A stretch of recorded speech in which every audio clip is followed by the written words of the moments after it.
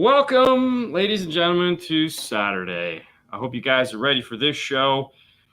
I know what you're saying. Where's Fernando? And I can tell you that right now. I will say he's safe. He's fine. But you're going to ask this like 50 more times throughout the show. So I'm going to wait till about 15 minutes in and then I'll tell everyone. But the nice thing is that we know that I don't want to do this by myself because that's no fun. So we have a special guest today filling in for Fernando. He's going to try really hard, but he doesn't have to hold the camera, so it won't be bad. All right, let's get him on for everyone, and we'll add him in. It's Fro. Yeah. Fro, how's it? How you been, man? I've been good. How are you, brother? I'm good. Does it bother you? And I mean, I know you miss a lot of like the Knowledge Fest and stuff like that, but like we're there again. Tennessee is happening, right? So there's two things going on this weekend. Tennessee is going on this weekend, and of course, Brian has an event down at Mobile Solutions, both of which we were invited to. Yeah. But the family wins most of the time. Absolutely. Sometimes. And I had already agreed to do a 10-miler with Haley at Disney tomorrow, so I got the. You're not going to wimp out on me, are you? I was like, no. Why would FOMO? No, don't know what that is. Don't know what that is. Does that ever get to you, like seeing all the people's like posting pictures and stuff?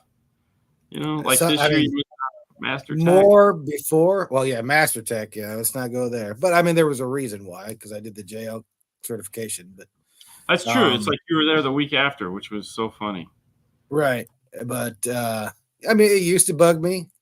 It doesn't anymore. I mean, to some extent. I mean, Master Tech's my big one I always want to go to. So yeah. I mean, if it's validated by, oh, hey, I need you to stay here while we do this, and then you're going to go to that. Okay. Yeah. I mean, you got to go to the jail thing. So, I mean, that was pretty cool. Yeah. Mm-hmm. So definitely, the question is always where's Nando?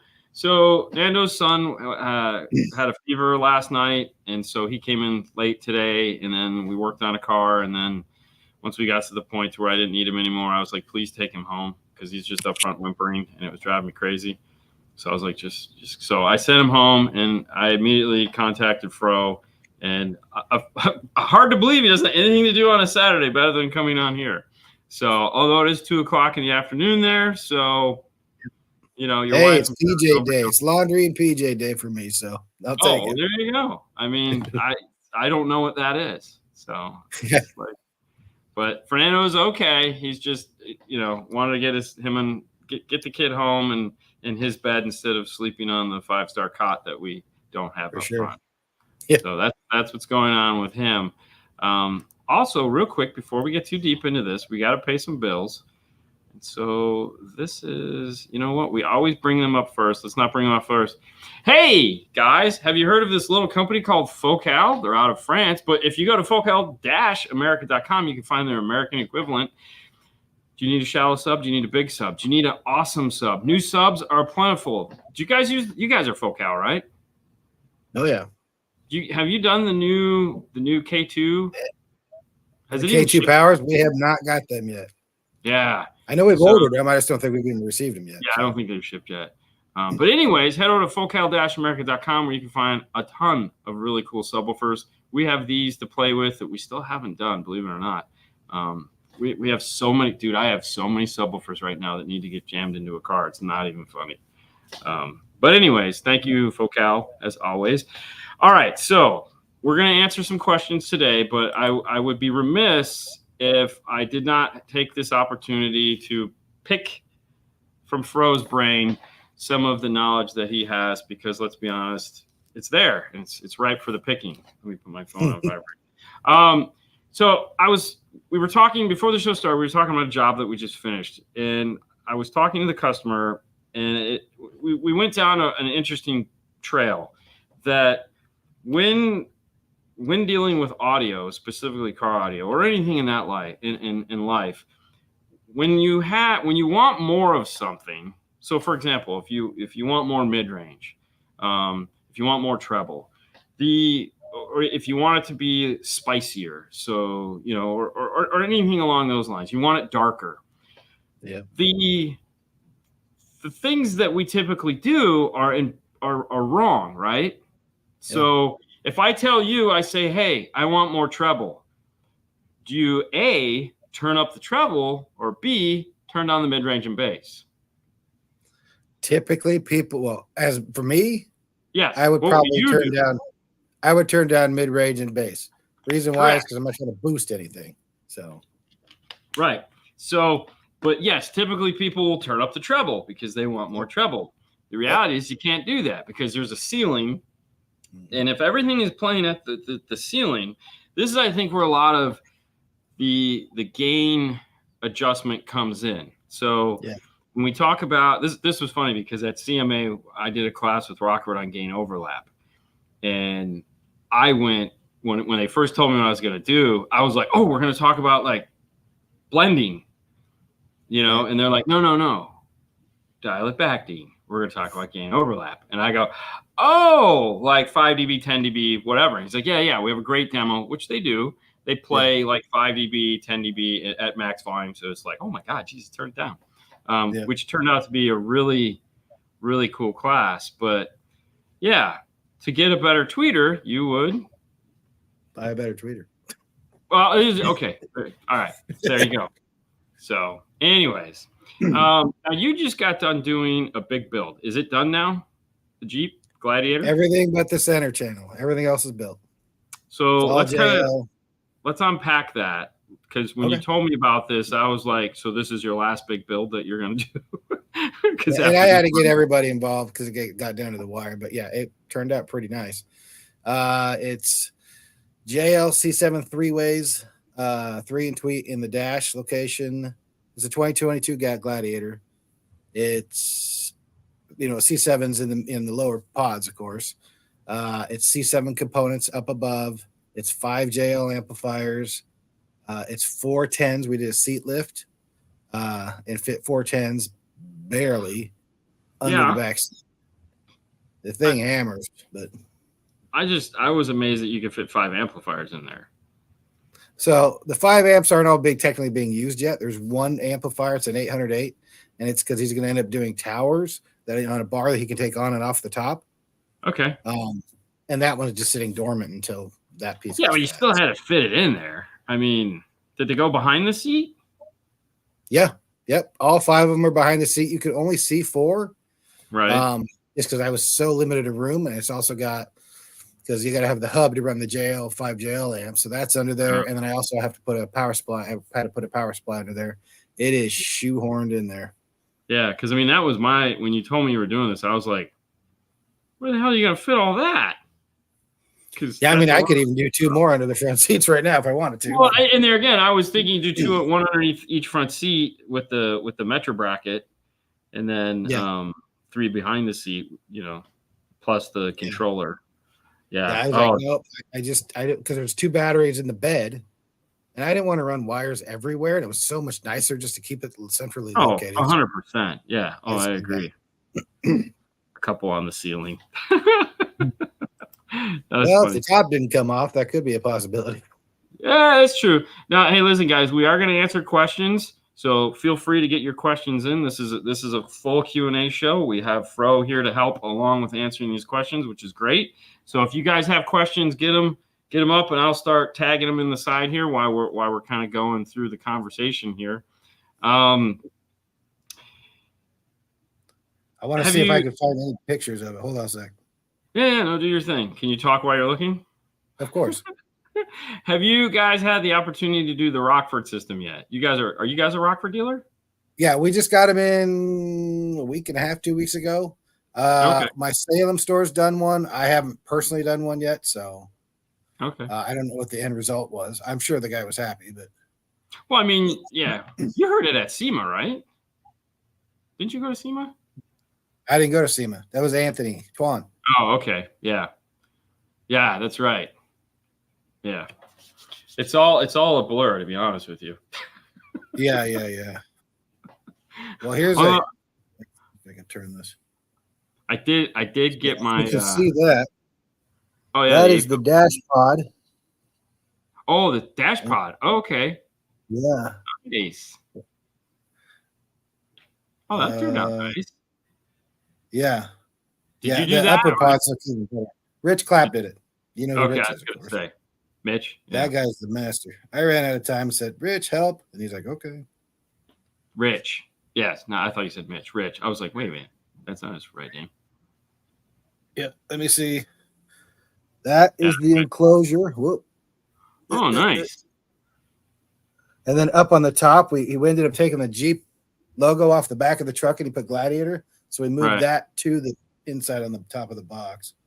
Oh, cool. Well, that's cool. Somewhere I got an amp rack. Somewhere. Too many pictures. Yeah, it's what happens. You know, you got that Android phone. Ah, Oh, yeah. Okay. That turned out nice. Yeah. And then hidden in that carpeted section down below is the other amp and the power supply and all that junk. So, okay. Airspace on the enclosure? Do you remember? Or was it just it came out shy. It's definitely shy. Okay. I needed 2 cubes internal. I ended up at 1.7 and I had to do some polyfit. It's totally ruined. Totally ruined. Yeah. If you heard, he wouldn't say that. No, it's totally loud. I was expecting just, it's going to be real hard hitting and no bottom end. And it definitely has bottom end. So well, that's good. I mean, like the Jeep. So the Jeep Gladiator enclosure that Rockford does, you know, for what it is impressive. And then a couple of weeks ago, Audio Control sent us the 2.8 box for the Gladiator. Oh, yeah.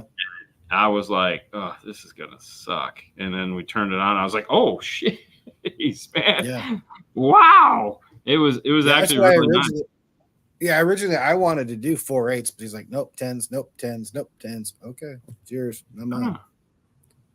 All right. Well, we have a question. So let's play. Dean, I have a 2017 Tahoe non-Bose. 2007, Jesus.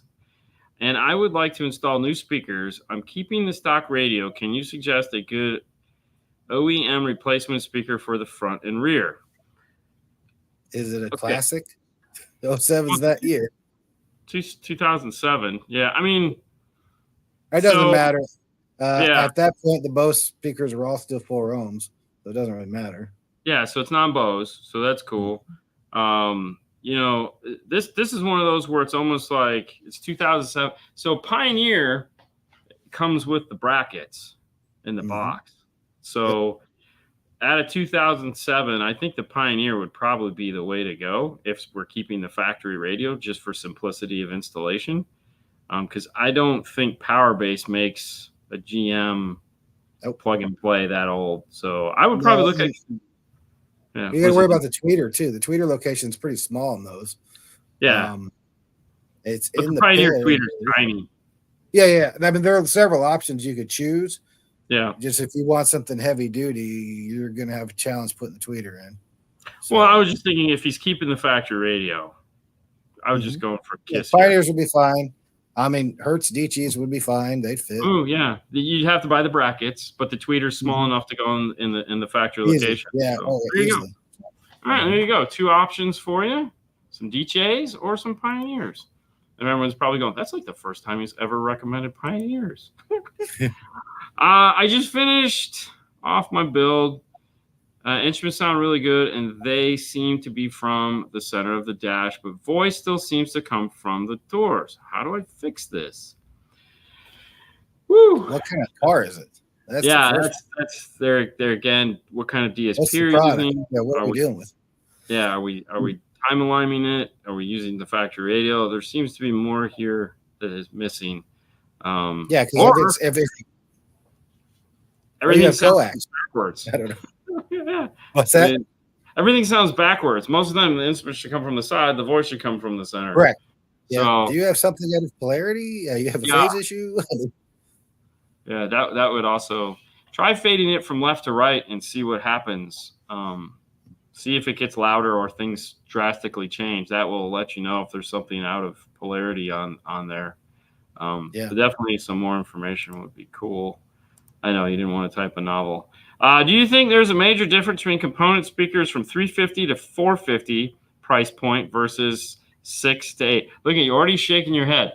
Explain. Absolutely. Playing. Well, okay, 350 to 450. I mean, it's not the most entry level spot, but for a lot of companies, that is their bottom dollar stuff. Meaning, I'm not going to say they picked it off some shelf and said that's what you need to make me, but has nowhere near the time invested. If you look into $600 to $800, I mean, pick a brand. You can get a phenomenal speaker at that price. Yeah. I mean, if you like it super bright and crazy, you got Focal. If you want smooth, you've got Morel. I mean, everybody's got some at that price point that will dominate over 354. But yes, if you're not going to spend any money on sound deadening, buy the 450 set and some sound deadening. Okay. I mean, that's fair enough. The only thing I was going to add to that is that a lot of the times when you're looking at that 350 to 450, with most of the higher end manufacturers, you're looking at something that was designed by them, but made someplace else. Whereas the 600 to 800 is typically built in house. So if you're looking at the Focal stuff, the flax is made in house. Is the slate fiber made in house?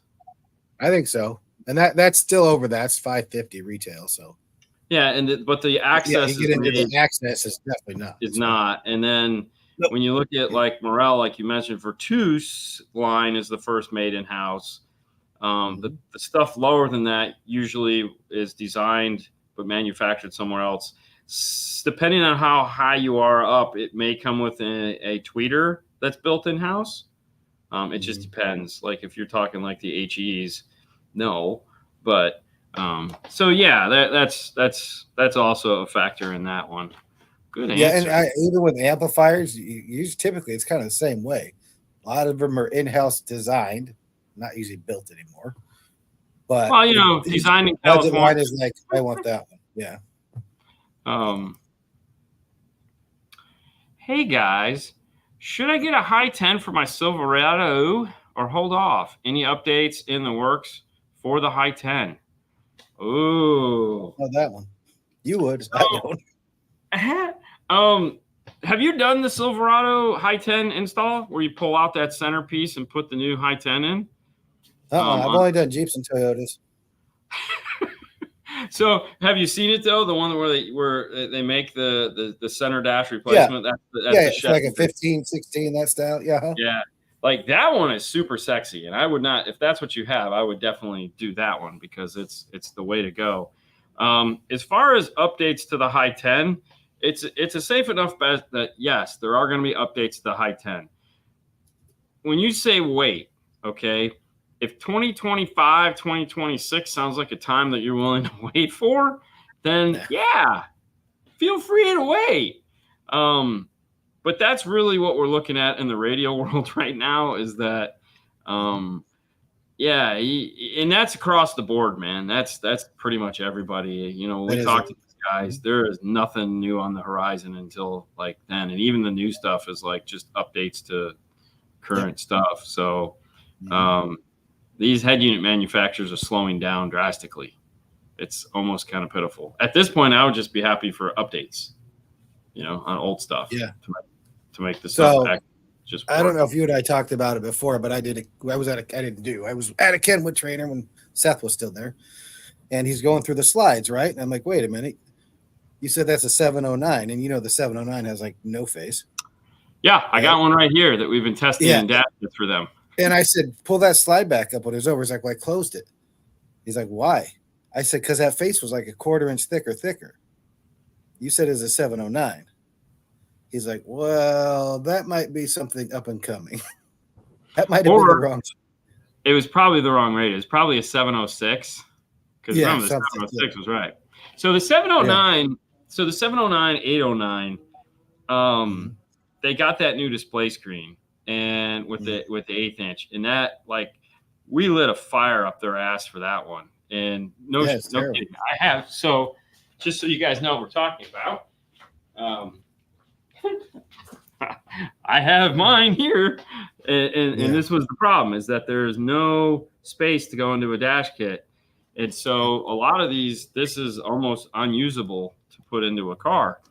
The other thing, too, about this is this was not a 7 Series replacement. This should have been a 609 and not a 709 because it didn't have the same features as the predecessor. So it was like, So that's kind of like a stinky spot in the whole Kenwood lineup. Yep. Just so and nice. I know if I get a call on Monday, I'm like, yeah, come on, you guys know that. I mean, it's not like it's a surprise. But yeah, as far as new stuff goes, man, it's just I don't know. Hold on, let me do this real quick, and then I want to get your take on this. Hey guys, we were supposed to show you the new loaded audio control subwoofers today, but because my partner isn't here and it's very hard to do, you're gonna have to wait till Monday. But don't worry, on Monday we'll have your audio control loaded subwoofers for you guys to see. So, but in the meantime, if you'd like to get prepped, if you'd like to do some homework, or if you'd just like to go buy one, we talked about the Gladiator box earlier. You guys sell the rear door Jeep ones? Do you guys sell those? Yeah, those are They do pretty good. Yeah. So, and you can find all of that and more at audiocontrol.com. Do you feel that like radio manufacturers are kind of missing the boat on this? Because like C Outlook reported this week, like the numbers are in, and like stereo sales are still high. Yep. But we keep getting these like cheaper radios, like because I think like you guys probably sold a ton of cheap radios during COVID, right? Anything you get your hands on. It's like we were selling. Yeah, refurbs, you named it, whatever we get. Yeah, anything we could get, we were selling it, which I don't think helped anyone. But it's like I feel like the whole middle is gone. It's just cheap or expensive. Yep. Or they may fill the middle as middle, but it's really should be more towards cheap. Yeah. You know what I mean? Yeah. I mean, prime example, the new 670. Yeah. Like, do you guys sell Alpine? Like, but we don't. They're like I said, red flags already because they're talking about getting them in. I said I've read all sorts of stuff already. People are having problems. You might want to hold off. Yeah, and we had bought so many 407s, the step up from the 650 last year, that I don't think they actually did it. So thank goodness. Yeah, that's good. And there again, with the updates, the 407 is a pretty solid piece. Yeah. It's like, to me, I love the 650.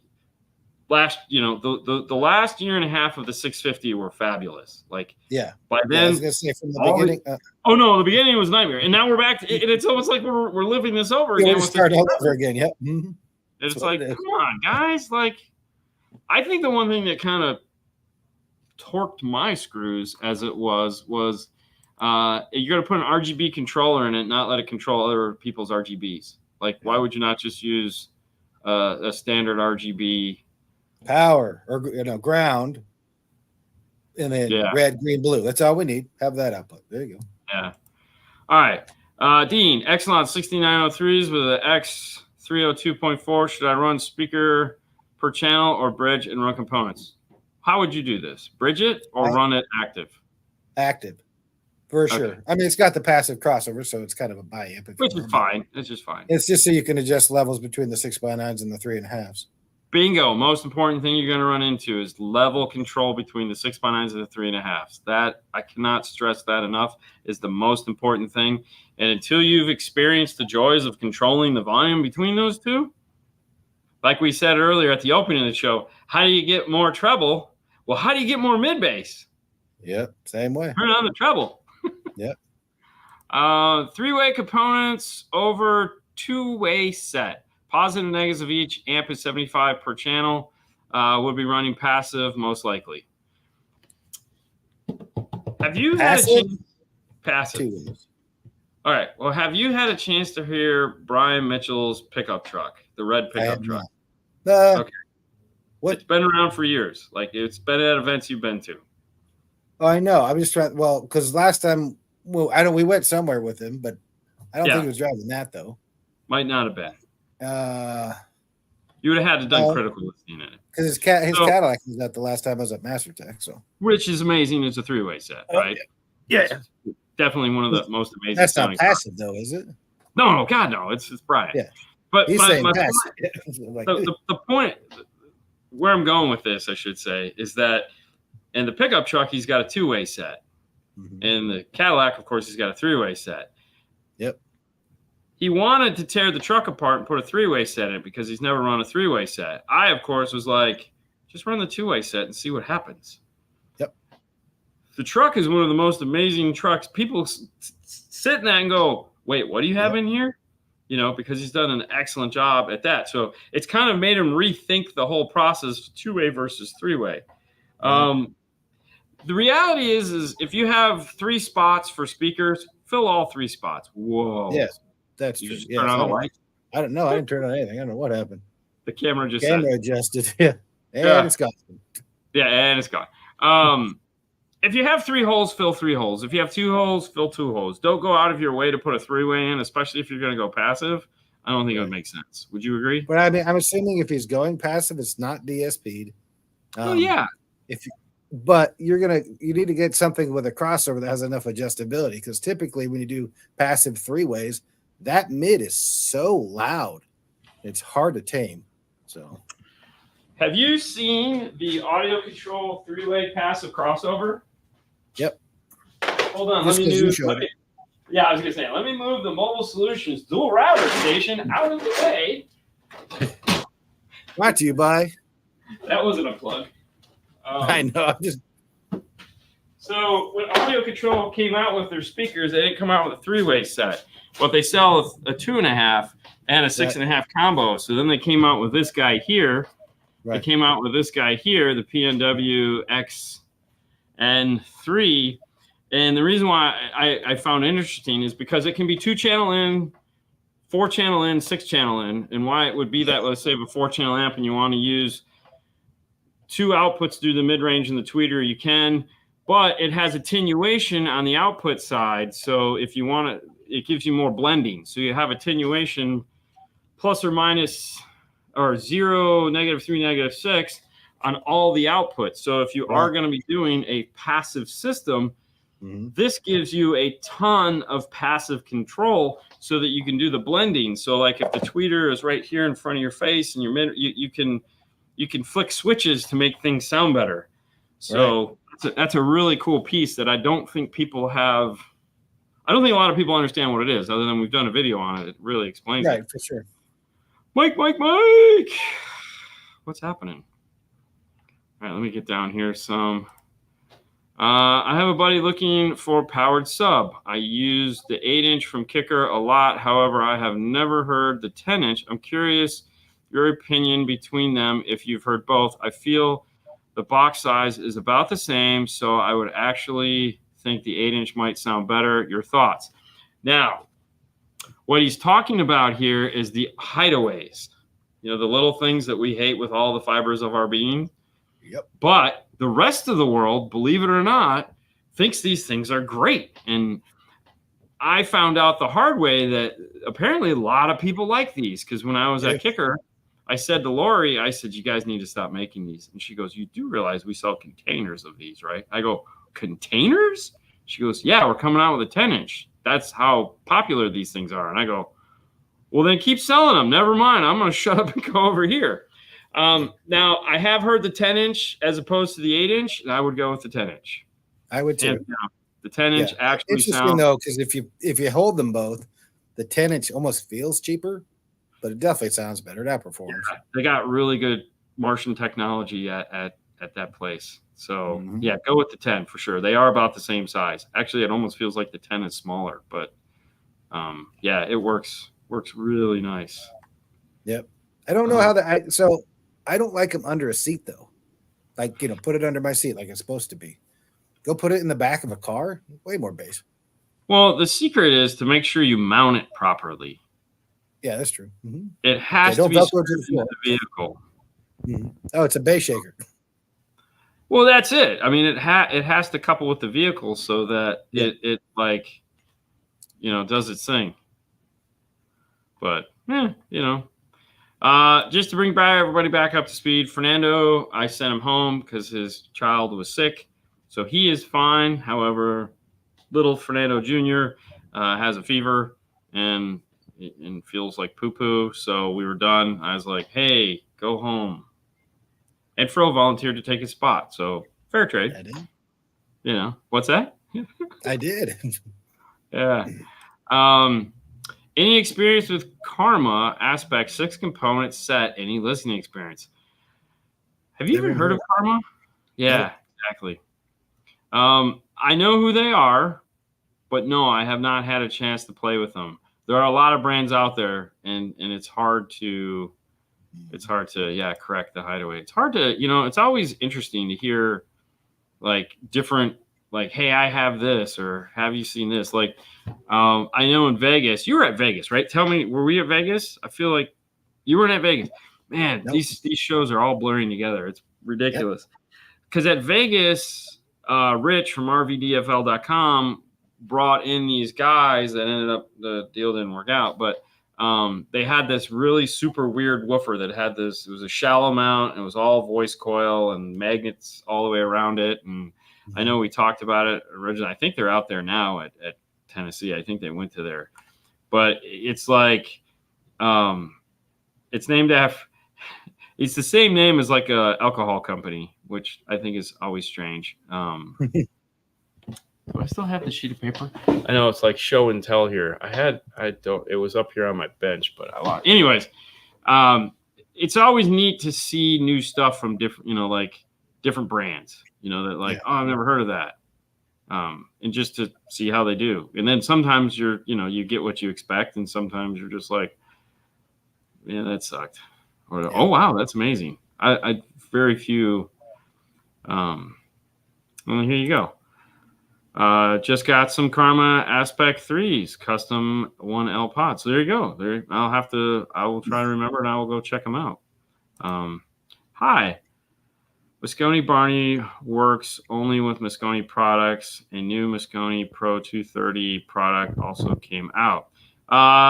Yes. Javier knows his stuff. So Barney is a microphone. Yep. That's all it is. It's have you guys do Mosconi? No. Yeah. Because you guys do ODSON. Yep. Yeah. So the Barney is just a head with two microphones in it, and that is it. The actual stuff that's happening is in the amplifier or the DSP. So it's in the DSP chip. Right. It's very similar to like JL when you're just using the standalone microphone. Or Hertz when you're using the standalone microphone. It's just a microphone. There's no magic. Yeah. I think a lot of people got confused when JL released the Max, because the Max is a tool that it can be universal. Yes, absolutely can. Mm-hmm. Yeah, and then you had the DMRTA, which is they're going to stand alone. You had the BitTune. Do you guys have a BitTune? A couple of them. Yeah. They haven't been used in years. Has anybody ever opened their BitTune? And I put it in my car once or twice and said, "This is difficult," and took it right back out. I think I've used it once. I still think most of my stuff is sealed. But anyways, these were all tools that you could get, or the IRTA too. Are all tools that are not driven through the DSP. And then of course they do have the new 230 Mosconi, which is this size right here, 2-channel. It's huge. It's like I was talking with Frank and Patrick, the president, and I go, "Ooh, I want 3 of those." He goes, "Well, why do you want 3?" I said, "Well, tweeter, mid. Oh, so you would run your tweeters on it?" I go, "Yeah." I told them you crazy Americans would do that. And they said, no, do that. I go, well, fuck yeah, I'm going to do that. Yeah. That's awesome. Yeah, I mean, why would you not? Yeah. I mean, hey, listen, if you make it, we're going to use it. I mean, we want, it's just Martian technology has been confirmed. Yeah. So, hold on. Okay. So, you guys, ODSON, big ODSON dealers. You guys do a lot of ODSON. Do you guys have a lot of Hertz? Not as much ODSON. Okay, yeah, because there again, ODSON is mainly DSP. Hertz is not. So, yeah. But in the ODSON line, have you had the chance to see, touch, feel, or look at the 1.7? Not yet. I've been bugging Ken. It does sound impressive, though, right? Like I'm not alone in this. No. That could be a game changer for a lot of ways we start setting up cars. Correct. And it's funny because I was talking with Massimo in Canada. He flew out there, and so it was Ken, me, and Massimo who was on the show Monday. He likes to pop in the chat every now and then. Yeah. And I was like, I am so excited about this amplifier. I said the downside of it, Kicker actually had this amplifier 9 years ago. It was a Q class 1001. It was exactly, but it was before its time. Like we weren't ready for that. We didn't know we needed it like we need it now. Yep. And theirs, of course, is the modern iteration of it. It's a 7-channel DSP, so it's a big sub amp with 6-channel output RCA to go off to your mids and highs if you decide to do those. Right. But the neat thing is you get this cool DSP for your sub. Yeah. And I hadn't realized how much I needed that until we started doing the Key 500.1s. Right. You guys do Kicker, right? Oh yeah. Mm-hmm. So the Key 500.1 is gold, right? It's great. Like one of my favorite things about it though is, hey, you got an electric car? I got your amp. Oh, yeah. I'm not worried about anything. Yeah, it'll do it. Whatever you need. Yeah. But yeah, no, it's funny because I don't think other manufacturers are going to get the hint, but it really would be nice. Yeah. I mean, you got to think backwards, and if you're not into it, you're not going to think backwards. But it still has 8 channels of input? Yeah. One channel of internal power and the 6 outs. And it fixes way more stuff than a standard DSP because up for the subsection. So. Right. And that's the coolest part about it. DSR1 versus Audio Dynamic DSP, both the same price. So I think the biggest difference here is inputs and outputs other than software, because software is totally different. Rockford designed their own software. You love it or hate it. Audio Dynamics is using the universal software that a lot of manufacturers use just to get into their way. Yeah.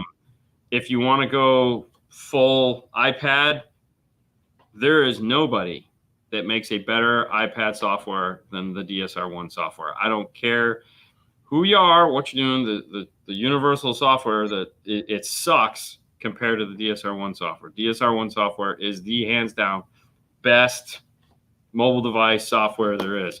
Downside of DSR1, it is 4 channels of input, 8 channels of output. That's it. So it's not 6 channels, it's 4 channels. So yeah, another benefit to the DSR1, if you're using a factory radio and your vehicle is AR compatible, it just plugs right in. Yeah, you got perfect signal. Perfect signal. Yep. Hold on. What does he say here? I still having trouble understanding how DSP works with passives. Do you go high level with the crossovers? So I'm going to put this one back up. I'm guessing he means high pass. Well, passives. No, I think he means passive cross. So yeah, but what did you go high pass with the crossovers? I think is what he's saying. Oh yes. Yeah. Okay. Yeah. So think of a home speaker, right? Because a home speaker, you buy a cabinet and you have to tune the room, right? Yep. And so if you look at the crossover that's in the home cabinet, there's a bottom, meaning the lowest frequency that it's going to play.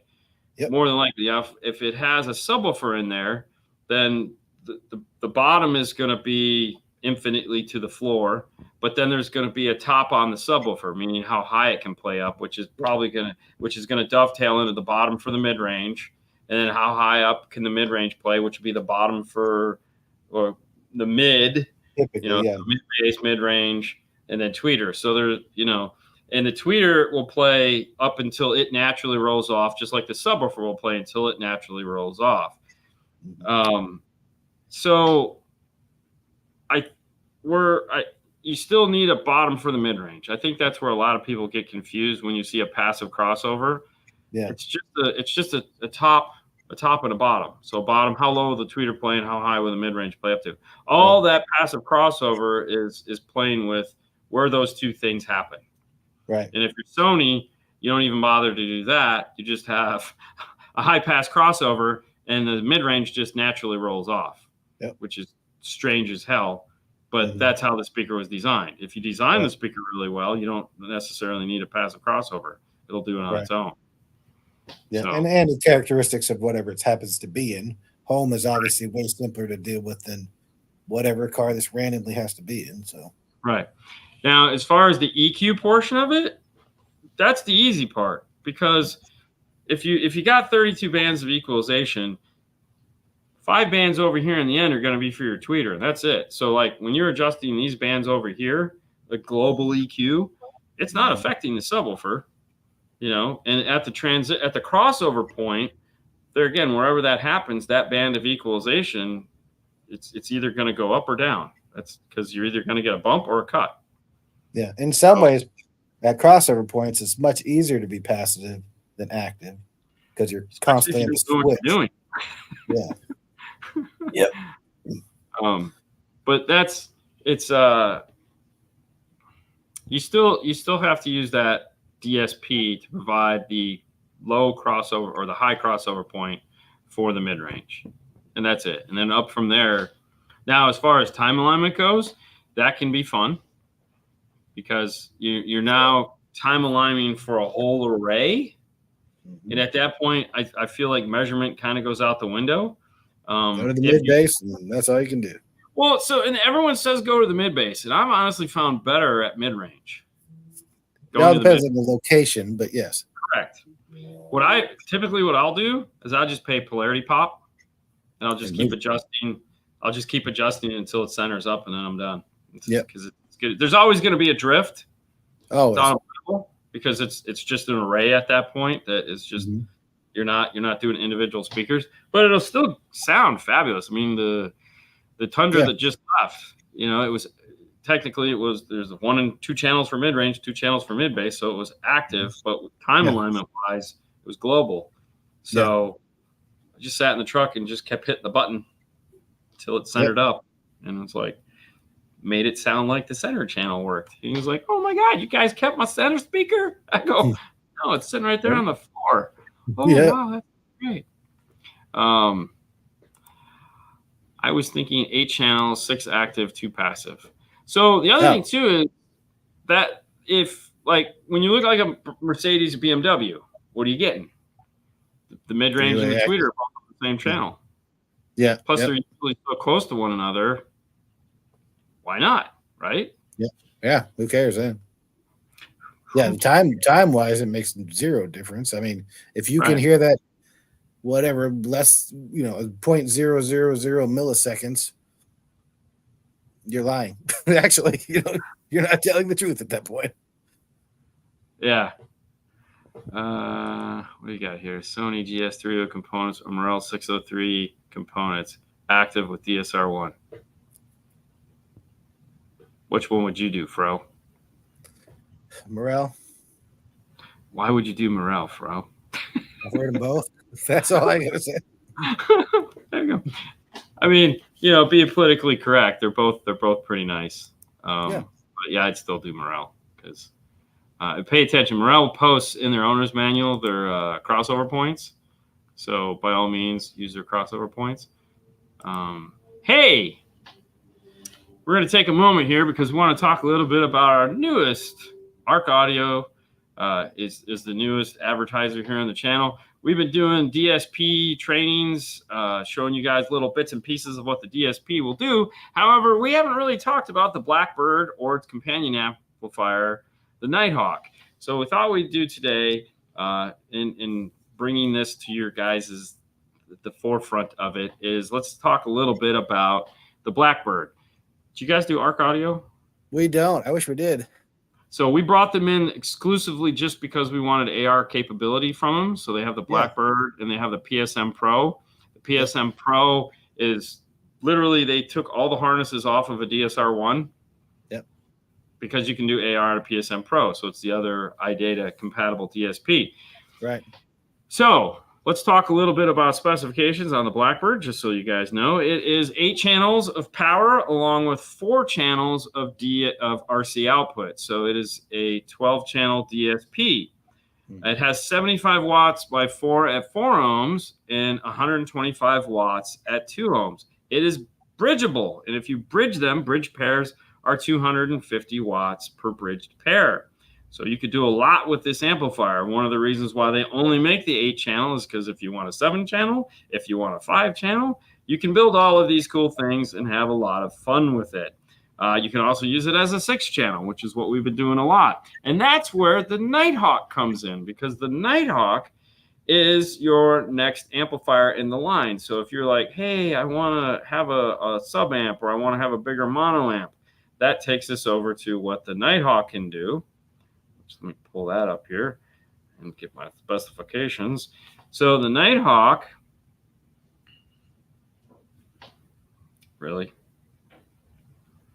Here we go. The Nighthawk is 2 at 4 ohms. It's 250 watts times 2. At 2 ohms, it's 400 watts by 2. And at 1 ohm, it's still 400 watts times 2. Like that, but it right? does 1 ohm at least. It do 1 ohm. At 4 ohm times 1 is 800 watts. And at 2 ohm, it's 800 watts also. So this has the ability to, the nice thing is it has the ability to deal with a lot of problems. You have dual 4, dual 2. So both at 4 ohm and 2 ohm times 1, it is 800 watts. That is pretty awesome. Yeah. So, but you can do a multitude of different things with it. So if you want to use it as a sub amp, you can do that and get 800 watts. If you want to use it as a mid-range amp, you can get 250 to 400 watts depending on what speakers you're going with. So it's a pretty big amplifier that you can use those 4 outputs to pair up. So you could get 2 of these and have 1,600 watts if you wanted. But the amplifiers are very versatile. And as you can see in the cool little ad there, we have 2 of them. But if you'd like to know more about Arc Audio, head over to arcaudio.com. You can check out all the cool things that they have. These are not the only DSP amplifiers they have, folks.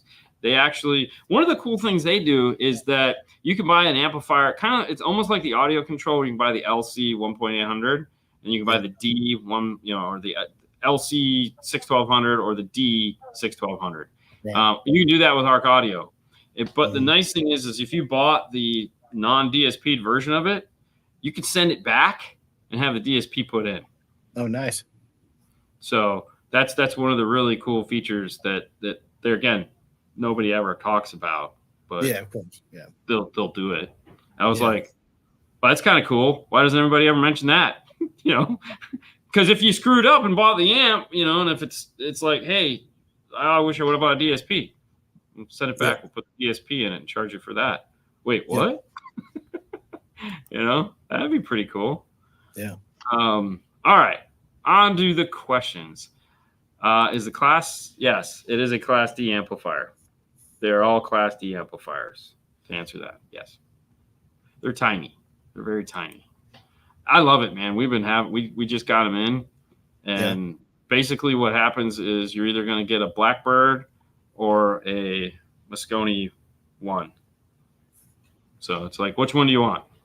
That's what are you trying? You want A, B? You got the Moscone. You're cool with Class D. Save a couple bucks. We'll do a Blackbird. Yeah.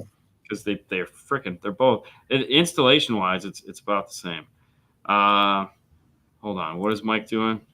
Building an ARC 20 demo vehicle. Nice. So Mike Rios. Mike. They rep ARC out there in Vegas in California. It'll be on the road soon. We'll just have to shoot another video. Oh, dude, I have seen that picture a dozen times.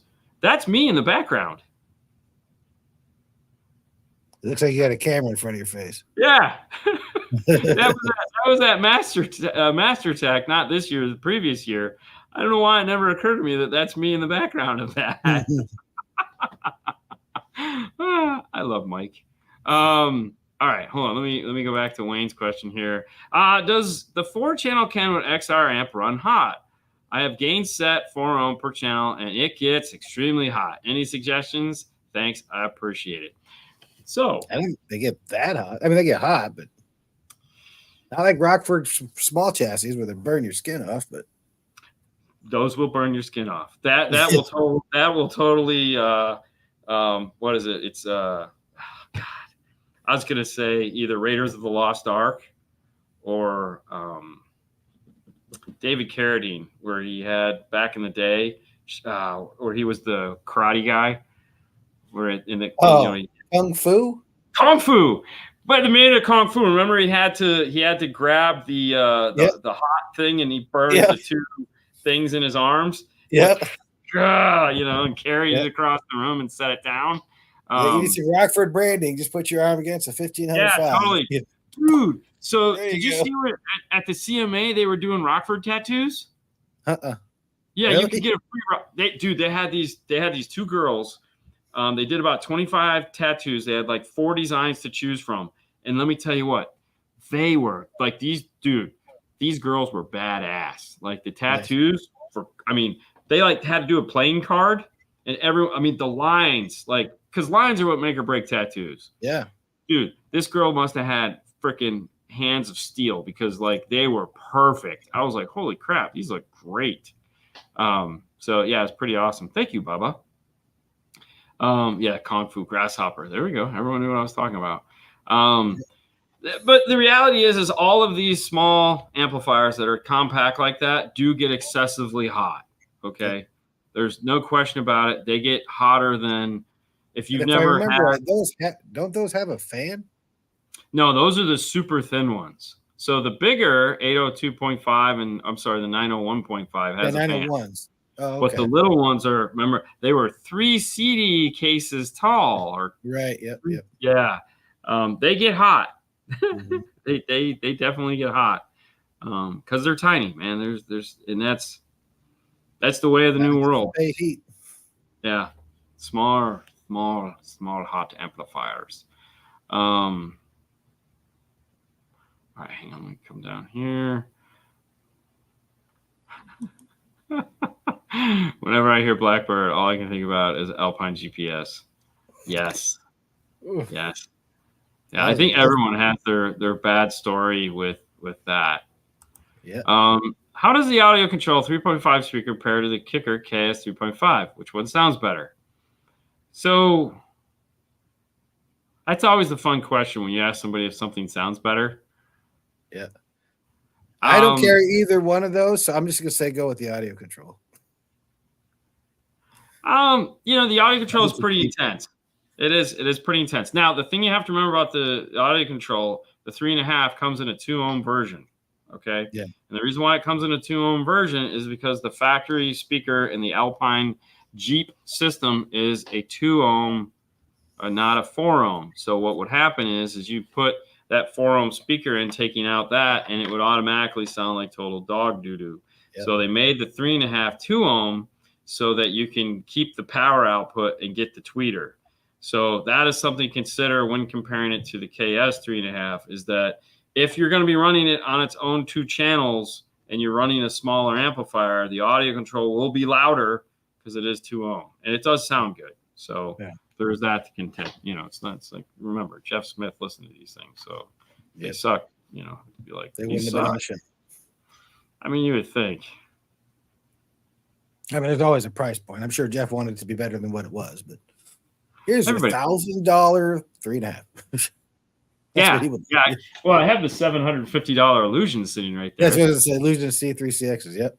Yeah. I got a pair before they discontinued. I would probably never put them in anything. I wanted them more just for the nostalgia of it. Yeah. One day when I'm dead and no one cares, they'll go into the trash can. But until then, we can all dream. Yep. We can all dream.